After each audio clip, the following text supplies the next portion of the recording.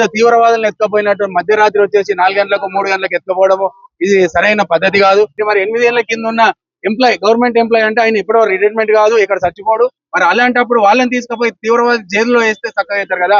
మరి వీళ్ళను ఇంట్లోకెళ్ళి గుంజేసి రాత్రి 3 గంటలకు 4 గంటలకు ఎత్తుకపోవడం చాలా అన్యాయము. डिमालिश करना मेरा नाम తెలుగు हिंदी हिंदी చెప్తా भैया काय के बारे में क्या है, आपका नाम क्या है? मेरा नाम शाह आलम है, मुन्ना भाई बोलते हैं।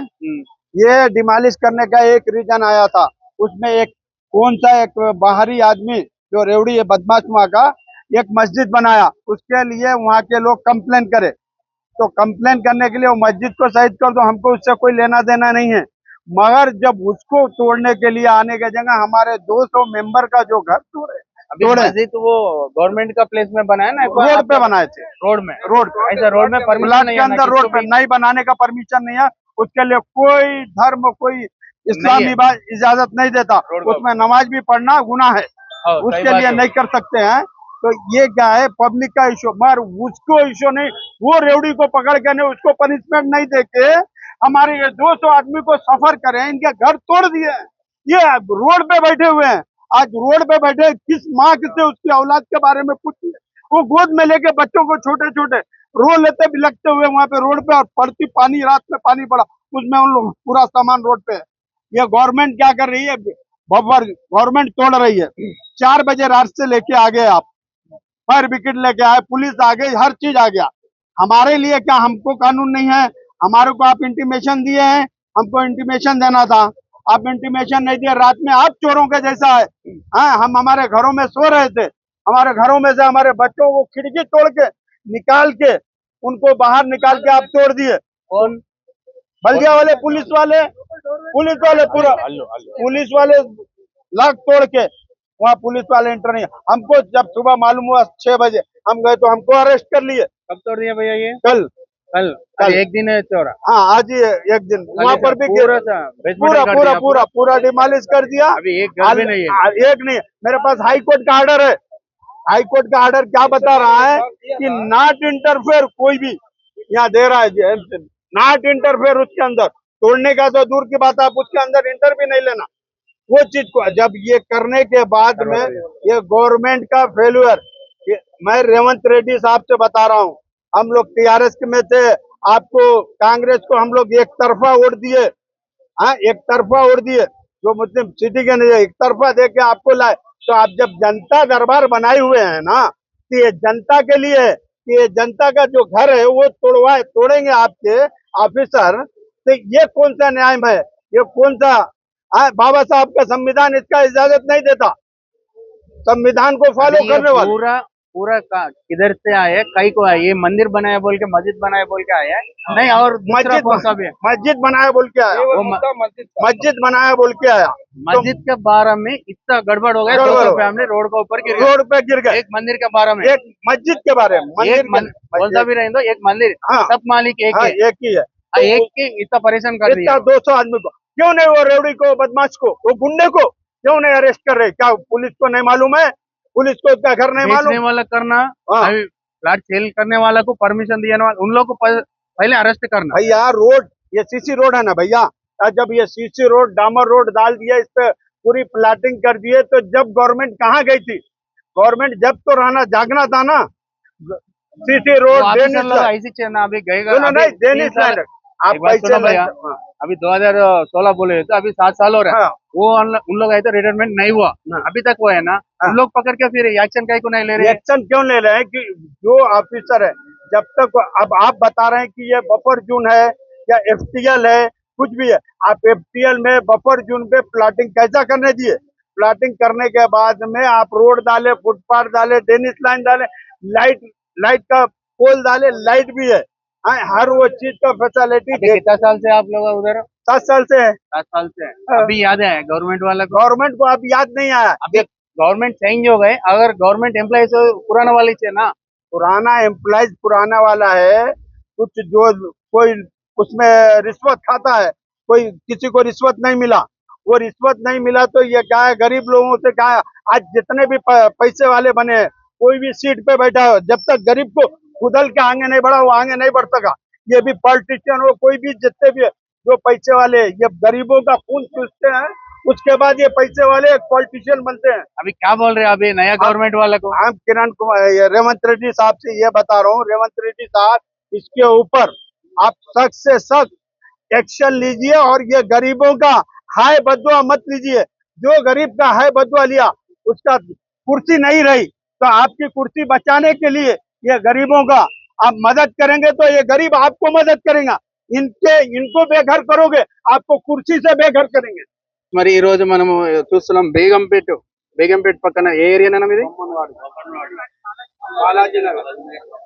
బేగంపేటలో బాలాజీ నగర్ కు సంబంధించిన వాసులు ఇక్కడికి వచ్చారు. మరి వాళ్ళు ఎందుకు, ఏం సంగతి, ఎలా, ఏం జరిగింది, మరి ఇంతమంది రావడానికి కారణం ఏందో మరి వాళ్ళ మాటల్లో తెలుసుకుందాం. అసలు సమస్య ఏం జరిగింది, మరి హైదరాబాద్ లో నడిబొడ్డులో ఉన్న బేగంపేట ఏరియాలోనే మరి కబ్జాకు గురి అయిందని చెప్పేసి చాలా మంది చెప్తున్నారు. మరి ఇక్కడ వచ్చిన ప్రతి ఒక్కరిని అడిగి తెలుసుకుందాం అసలు ఎక్కడ కబ్జా అయింది, మరి ఎలా కబ్జా అయింది, మరి కబ్జాకు ముందు వీళ్ళు ఎలా కొన్నారు, ఎలా రిజిస్ట్రేషన్ చేసుకున్నారు, మరి దాని మీద లోన్లు ఎట్లా వచ్చాయి, ఆ లోన్లు ఏ విధంగా ఇచ్చింది గవర్నమెంట్, మరి ఇచ్చిందే గవర్నమెంట్, మరి పర్మిషన్ ఇచ్చింది కూడా గవర్నమెంటే. మీకు లోన్లు గిట్ట వచ్చినాయా అమ్మ? లోన్లు గిట్ట గవర్నమెంట్ ఇచ్చిందంట. మరి వాళ్ళ రూట్లోనే అడుగుదాము, తెలుసుకుందాం మరి అసలు ఏం జరిగింది, ఏం సంగతి అని. అమ్మ మీ పేరు? నా పేరు లావణ్య అండి. ఎక్కడ ఉంటారు తల్లి? మేము ఆర్టీసీ క్రాస్ రోడ్ లో ఉంటాము.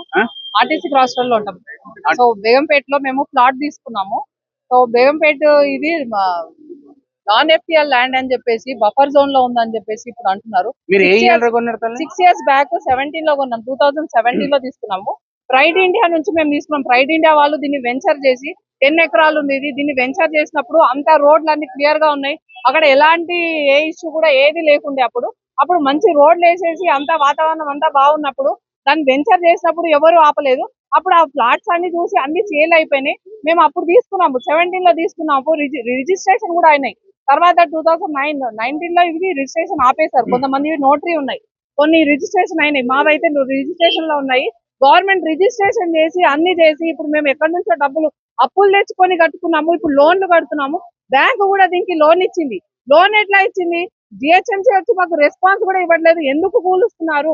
5 సార్లు వచ్చి కూలుస్తున్నారు. ప్రైడ్ ఇండియా వాడు చెప్తాడు మీరు కట్టుకోండి, మీ ఇల్లు నిలబడతాయి, మీరు కట్టుకోండి, కరెంట్ బిల్లు తెచ్చుకోండి, మీరు దానికి అప్లై చేయండి, జిహెచ్ఎంసీకి వెళ్ళండి, అది చేయండి, ఇది చేయండి అని చెప్పారు. అన్ని చోట్ల మేము తిరిగి కరెంట్ బిల్లు కూడా వచ్చింది. ఈ రోజు కరెంట్ బిల్లు కూడా మా దగ్గర ప్రూఫ్స్ ఉన్నాయి. రిజిస్ట్రేషన్ ల్యాండ్స్ అవన్నీ ప్రూఫ్స్ అవన్నీ కూడా మా దగ్గర ఉన్నాయి. ఈ రోజు మీరు కూలుస్తున్నారంటే అడిగే అధికారం కూడా మాకు సామాన్యులకి ఎవ్వరికి హక్కు లేదు. ఇక్కడ ఇది ప్రజారాజ్యం మొత్తము. మాకు ఎలాంటి ఏది లేదు, అన్ని ప్రూఫ్స్ ఉన్నాయి. మాకు ప్రూఫ్స్ ఉండి కూడా మేము ఏమీ చేయలేని పరిస్థితిలో ఉన్నాం ఈ రోజు. జరగలేదండి, ఇది బేగంపేటలోనే జరిగింది. ఎక్కడో మారుమూల ప్రాంతాల్లో జరిగింది కాదు. ఇది బేగంపేట మధ్యలో ఉంది ఇది ప్లాట్. ఇది ప్లాటింగ్ చేసినప్పుడు ఏం చేస్తుంది గవర్నమెంట్, జిహెచ్ఎంసీ ఏం చేస్తుంది? ఇంతమంది సామాన్య ప్రజలను ఎందుకు ఇలా మోసం చేస్తారు? మరి అమౌంట్ ఎక్కడి నుంచి కడతారు? వాళ్ళు అప్పుల నుంచి కడతారు వాళ్ళు. మేము ఆర్మీలో 16 years సర్వీస్ చేసి మా హస్బెండ్ ఆ సర్వీస్ అమౌంట్ తీసుకొచ్చి ఇక్కడ పెట్టాం మేము. ఇప్పుడు ఆ సర్వీస్ ఏంటి? మేము వృధా నా వేస్టా? ఎక్కడి నుంచి తేవాలి ఇప్పుడు డబ్బులు? మళ్ళీ మా పిల్లల ఫ్యూచర్ ఏంటి? ఫ్యూచర్ కోసమే కదా మేము ఇల్లు తీసుకున్నాము. మేము ఏదో కట్టొద్దు, బఫర్ జోన్ లో ఉంది, మీరు కట్టొద్దు, ఇప్పుడు మీరు ఆగండి అని చెప్పినప్పుడు మేము షెడ్ వేసుకొని ఉన్నాము. ఆ షెడ్ కూడా కూల్చారు మీరు. వాళ్ళు ఇంట్లో ఉన్న వాళ్ళని తీసి బయట కూర్చోబెట్టారు. మొత్తం సావనంతా తీసేసి నైటీలో ఉన్నారు లేడీస్, వాళ్ళని తీసి బయట ఎట్లా పెడతారు? ఇదా గవర్నమెంట్? ఏం చేస్తుంది గవర్నమెంట్? ఏమి చేతగాని వాళ్ళ మీద ఏం చూపిస్తారండి మీరు? అసలు జిహెచ్ఎంసీ వాళ్ళకి ఏముంది? ఇదా సామాన్య ప్రజలు ఇలాగా చేసేది? ఇది బుద్ధున్న వాళ్ళు చేసే పనేనా? మీకు ఏముంది? ఇది నాట్ టు ఇంటర్ఫియర్ అని చెప్పేసి మాకు కోర్టు నుంచి కోర్టు ఆర్డర్ కూడా ఉంది. ఏ పోలీస్ వాళ్ళు అది చూడడానికి కూడా లేరు. ఫైర్ ఇంజన్స్ పెట్టుకొని అన్ని పెట్టుకొని బందోబస్తుగా వచ్చారు. నిన్న మొత్తం 200 మంది దాకా పోలీసులు వచ్చి ఇదంతా చేశారు నిన్న. ఇప్పుడు వచ్చేసి నర్సరీ అని చెప్పేసి పెట్టారు. నర్సరీ మొత్తం అన్ని తీసుకొచ్చేసారు. 4-5 లారీలో నర్సరీ వచ్చేసింది. మొత్తం అది డెమాలిష్ చేసిన మొత్తం కూడా తీసేసారు, క్లీన్ చేసేసారు. మొత్తం కాంపౌండ్ వాల్ అంతా క్లియర్ చేసేసారు. మమ్మల్ని లోపలికి రానివ్వట్లేదు. మా డబ్బులు మాకు రావాలి, మా ప్లాట్స్ మాకు అక్కడ ప్లాట్ లేదని చెప్పేసారు. ఇప్పుడు మరి మేము ఎక్కడికి వెళ్ళాలి? జిహెచ్ఎంసీకి వెళ్తే అక్కడికి వెళ్ళండి, ఇక్కడికి వెళ్ళండి, ఇక్కడికి వస్తే అక్కడికి వెళ్ళండి. ఎన్ని తిరుగుతాము? మాకు చిన్న పిల్లలు ఉన్నారు. ఇదే నా ప్రజారాజ్యం ఇదా? దీనికోసమా మేము ఓట్లేసింది? ఏంది ఇది? ఏ సంవత్సరంలో అక్కడ ఫ్లాట్లు చేశారు? ఇది 6 years బ్యాక్. నేను అడిగి చెప్తాను. అక్కడ 2016 లో ప్లాట్లు చేశారు. ప్లాటింగ్ చేసిన తర్వాత చాలా మంది కొన్నారు. వాళ్ళు కొన్నప్పుడు ఎవరు రిజిస్ట్రేషన్ ఆపలేదు. అప్పుడు ఎందుకు ఆపలేదు? గవర్నమెంట్ రిజిస్ట్రేషన్ ఎట్లా చేసిందండి? గవర్నమెంట్ రిజిస్ట్రేషన్ చేయకపోతే ఇంకొకరు ఎలా కొంటారు? ఒకరు మోసపోయారు, ఇంతమంది 200 మంది ఎట్లా మోసపోతారు? ఆ ఇది పాయింట్ కదా. గవర్నమెంట్ కి ఇప్పుడు మరి గవర్నమెంట్ ల్యాండ్ అని చెప్పేసి గవర్నమెంట్ ఎట్లా రిజిస్ట్రేషన్ చేసిందండి? 2 లక్షలు కట్టి మేము రిజిస్ట్రేషన్ చేసుకున్నాము. ఆ డబ్బులు ఎక్కడికి పోయాయి? ఎవరికి పోయాయి? అదంతా లేదా? అది ఊరికనే అవుతుందా? 10 రూపాయలు ఖర్చు పెట్టడానికి కూడా మేము ఆలోచించి ఖర్చు పెట్టే ఫ్యామిలీస్ మేము. ఇది వేస్ట్ ఖర్చు. మనము 10 రూపాయల గురించి ఆలోచిస్తాము, అలాంటిది ఇన్ని లక్షలు పెట్టి మేము కొన్నాము. 30 లక్షలు అయింది. 2 లక్షలు గవర్నమెంట్ కి కట్టాము రిజిస్ట్రేషన్ కి. ఎక్కడ పోయాయి అవన్నీ డబ్బులన్నీ? ఎక్కడ పోయాయి? అమ్మా ఇప్పుడు నేను ఎక్కడ పోయింది గవర్నమెంట్? ఒకటి అడుగుతా సమాధానం చెప్పమ్మా. ఇప్పుడు 2016లో ప్లాట్లు చేశారు, మీరు 2017లో కొన్నారు అంతేనా? అవునండి. మరి 2017లో కొన్నప్పుడు మీకు చట్టపరంగా ఈసీలు కానీ ఇవన్నీ చూసుకునే రైట్స్ మీకు ఉన్నాయి కదా. అప్పుడు ఏముందమ్మా? అప్పుడు ఈసీలో క్లియర్ చూసుకున్నారు. ఉందండి. అప్పుడు క్లియర్ ఉంది. క్లియర్ ఉండేపటికే ఒకరి తర్వాత ఒకరు అలా బుట్టలో పడతానే ఉన్నారు కదా వీళ్ళంతా. ఇప్పుడు క్లియర్ ఉన్నప్పుడు మీరు తీసుకున్న తర్వాత ఇప్పుడు గవర్నమెంట్ కొత్తగా వచ్చిన గవర్నమెంట్ కు ప్రాబ్లం ఏమైతుంది? వీళ్ళే కదా కూలగొట్టేది. అవును, కొత్తగా వచ్చిన గవర్నమెంట్ కాంగ్రెస్ ప్రభుత్వం మరి ఎందుకు కూలగొడుతుంది? బీఆర్ఎస్ ప్రభుత్వంలో ఇల్లు కట్టడానికి పర్మిషన్ మనకి ఇచ్చారు. అడగడానికి లేదండి. అదే చెప్తున్నా, మీరు అడగడానికి వెళ్తే పోలీస్ స్టేషన్ కి తీసుకెళ్లారు. ఫ్యామిలీని మొత్తం తీసుకెళ్ళారు వీళ్ళని. రాత్రి మొత్తం నిద్రలో నుంచి తీసుకెళ్లి మమ్మల్ని తీసుకెళ్లి 20 కిలోమీటర్స్ బ్యాక్ తీసుకెళ్లి ఎక్కడో తిరుమలగిరి పోలీస్ స్టేషన్ పరిధిలో మమ్మల్ని ఉంచేసి రాత్రికి అంటే 4 o'clock కి ఎక్కడి నుంచి అడ్మిట్ అవుతుందండి. 4 o'clock కి రావడానికి దొంగలు వస్తారు. అప్పుడు మేము బిస్తర్లో పడుకున్నాం. అంటే మీరు ఏమైనా ఉగ్రవాదుల లెక్క తీసుకుపోయారా మిమ్మల్ని? ఉగ్రవాదులకు బండ్ల పోలీస్ వ్యాన్లు వేసేసి, నేను రిటైర్డ్ ఆర్మీ పర్సన్, మొత్తం ఇప్పుడు నా సర్వీస్ పర్సన్ మొత్తం పేమెంట్ అంతా తీసుకొచ్చి హుసేన్ సాగర్ లో పోసినట్లు అయింది. ఎక్కడ పెట్టాలా? ఏం చేసుకోవాలి? ఇప్పుడు నా పిల్లలకి బతికేది సామాన్లు చేసి మేము రిటర్న్ వచ్చే వరకు 6 గంటలు మమ్మల్ని వదిలేసిండ్రు. రిటర్న్ వచ్చే వరకు మా సామాన్లన్నీ రోడ్డు మీద ఉన్నాయి. లైట్ కట్ చేసిండ్రు, వాటర్ కట్ చేసిండ్రు. ఏం చేయాలండి? ఎవరి దగ్గరికి వెళ్ళినా కానీ డబ్బులు, ఎవరి దగ్గరికి వెళ్ళినా డబ్బులు. నేను ఏ పార్టీని అంటే ఇప్పుడు అమ్మినోడు బాగానే ఉన్నాడు, అందరూ బాగానే ఉన్నారు, పర్మిషన్ కొన్నోడు మాత్రం కొన్నోడు మాత్రమే నాశనం అయినాడు. ఇప్పుడు ఇంకో విషయం ఏంటంటే, ఇప్పుడు 2016 నుంచి మేము అక్కడ ఉంటున్నాము, 17 నుంచి అక్కడ ఉంటున్నాము. ఇప్పుడు నిన్న డెమోలిషన్ చేసి 2021 నుంచి మాది నర్సరీ ఉందని చెప్పి బోర్డు పెట్టిండ్రు. ఇది ఎట్లా సంభవం అండి? నాకు ఒక మాట చెప్పండి. ఎవరు పెట్టారు అది? ఇది మన జిహెచ్ఎంసీ వాళ్ళు పెట్టిండ్రు. జిహెచ్ఎంసీ వాళ్ళంటే వాళ్ళకి పర్మిషన్ ఇచ్చింది ఎవరు? అక్కడ కూలగొట్టమని కూలగొట్టడానికి అధికారం ఇచ్చిందా మళ్ళీ? లేకపోతే ఎవరైనా పొలిటీషియన్ అంటే చెప్తారా? గవర్నమెంట్ ఇప్పుడు రూలింగ్ గవర్నమెంట్ అధికారం ఇచ్చిందా, లేక వాళ్ళు ఇంకెవరైనా లబ్ధి కోసం చేస్తున్నారా? అది అడగడానికి మాకు ఛాన్స్ ఇవ్వలేదు. Without notice. ఇప్పుడు చెప్పన్నా, ఇప్పుడు నీ ఉద్దేశంలో ఏమనిపిస్తుంది? సొంత లబ్ధి కోసం చేసింది ఇది. ఇక్కడ ఏ పొలిటీషియన్ చేస్తున్నాడో ఎక్కడి నుంచి వస్తుందో ఈ పైనుంచి అధికారులకు తెలుసు. ప్రతి ఒక్కరు మా చేతి నుంచి డబ్బులు తిన్న వాళ్ళే. ఏ టేబుల్ మీద పోయినా గానీ పైసలు ఖర్చు, ఏ కార్పొరేషన్ దగ్గర పోయినా పైసలు ఖర్చు. అంత గవర్నమెంట్ జాబర్స్ అన్ని లంచం తీసుకుంటారు. గవర్నమెంట్ జాబ్లే. Government job. నేను ఒకప్పుడు గవర్నమెంట్ జాబ్, కానీ నేను ఎక్కడున్నానండి? నువ్వు అక్కడనే ఉండాలి. ఇక్కడ తీసుకునే రైట్స్ లేవు నీకు. ఇక్కడ వచ్చింది దేశ సేవ చేసుకుని వచ్చినా. ఇక్కడ అయినా కానీ నీకు న్యాయం జరుగుతలేదు. ఇక్కడ న్యాయం జరుగుతలేదు. అది ఏమో అంటారు కదా, అప్పుడు లూటా ముझे गैरों में कहां दम था, मुझे मेरी किस्ती वहीं डूबी जहां पानी कम था. ये हुई मेरी कहानी भाई. आज मेरी फैमिली रोड पे आई. मेरी अकेले की नहीं है, 200 फैमिली के पूरा रोड पे आई है. అంటే कितना एकड़ रहता भैया वो? 10.5 एकड़ का, 10.4 एकर्स का वो जमीन है. प्लॉटिंग किया. హైదరాబాద్ లో మన నడిబొడ్డులో 10 ఎకరాలు అంటే మామూలు మాట కాదా? మామూలు మాట కాదు. అంటే ఇప్పుడు వాళ్ళు మరి రూలింగ్ గవర్నమెంట్ వాళ్ళు దేనికైనా ప్రయత్నిస్తున్నారా, లేకపోతే వాళ్ళ సందు చూసుకొని ఇంకా ఇతరులు ఎవరైనా ప్రయత్నిస్తున్నారా? మరి ఐడియా వచ్చిందమ్మా మీకు? ఇంత ముందు టిఆర్ఎస్ గవర్నమెంట్ అదే పని చేసింది, మేము చూస్తున్నాం అన్నారు.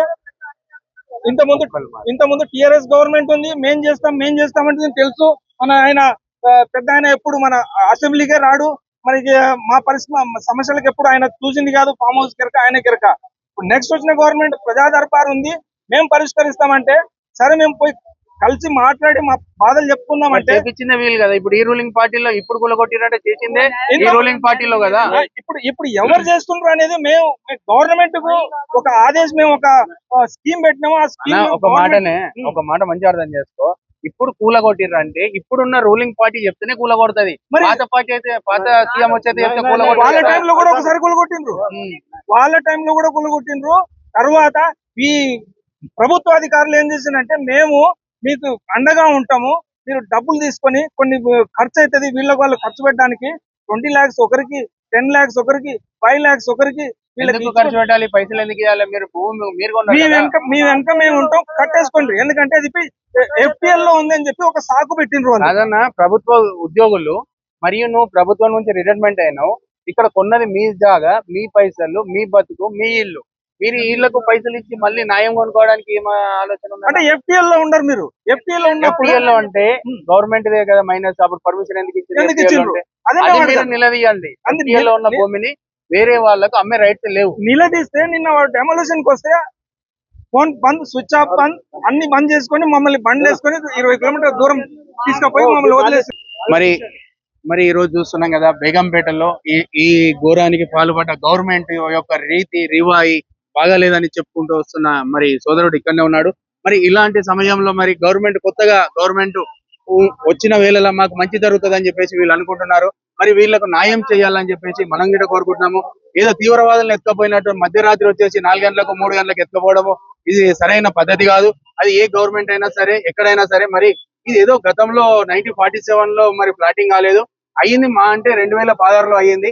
ఆ 2016 నుంచి ఇప్పటికి 8 ఏళ్ళు అవుతుంది. మరి 8 ఏళ్ల లోపల మరి ఇప్పుడు జరుగుతున్న అక్రమాలు ఏంటి? మరి 8 ఏళ్ల కింద ఉన్న గవర్నమెంట్ ఎంప్లాయ్ అంటే ఆయన ఇప్పుడు రిటైర్మెంట్ కాదు, ఇక్కడ చచ్చిపోడు, ఏం కాదు.